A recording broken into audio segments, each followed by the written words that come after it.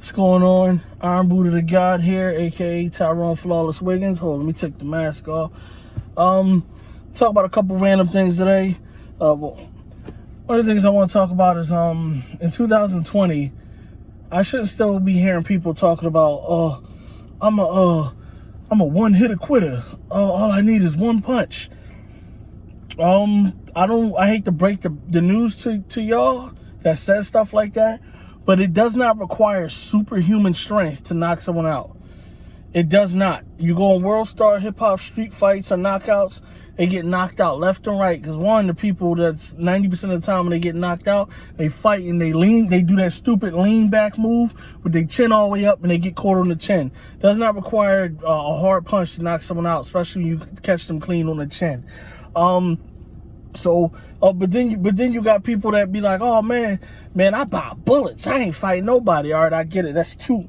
But then they still saying stuff like, I'm a long time karate practitioner and teacher, and I'm going to practice till the day I die, until I can no longer do it, because it's a lifelong journey for me. But then you got ignorant jackasses that say stuff like, oh, karate or martial arts, that stuff don't work. And I said, I'll say like, what is it supposed to work on? See, for me, I don't practice or teach martial arts or karate or kobudo, which kobudo is ancient martial arts weapons. I don't practice to be able to know how to fight. That's just a byproduct. If somebody wants to test me out or wants to show me that karate doesn't work, I'm gonna handle the situation to the best of my ability. Best believe I plan on winning. But, I mean, I'm going to handle it to the best of my ability. I practice and teach because I love it. Always have, always will. And it makes me a better person.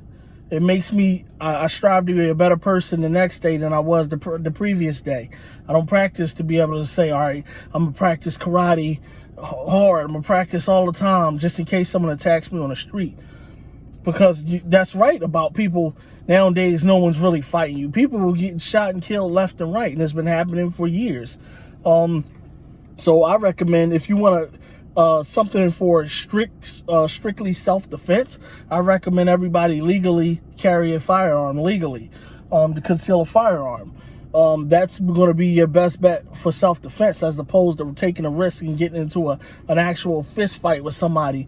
And people who license to carry, by law, technically, you don't have to be confronted by a person with a deadly weapon, whether it be a gun, knife, bat, anything, a brick or anything, and it doesn't have to be multiple people.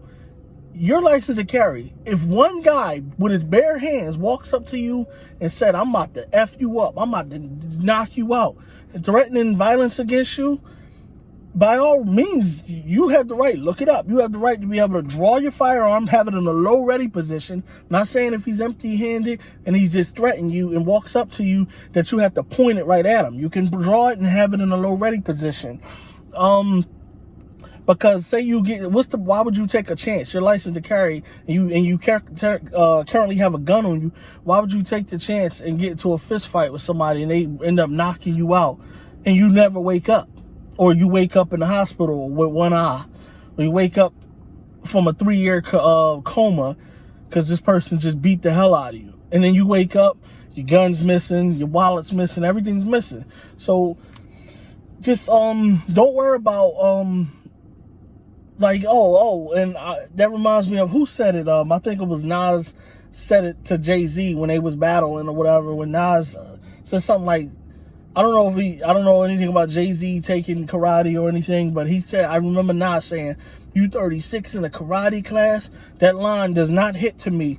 That's a terrible line, because one, what do your age got to do with anything? Last time I checked, karate was a lifelong journey, and that's why you can go on the internet and watch documentary after documentary after documentary after documentary after documentary after documentary of people 75 years old still teaching, or 80 years old still teaching. And they probably been practicing since they was 10. So we're not going to do that. What is it? It's weird to practice karate at a certain age, but it's okay to practice boxing. But karate is a joke.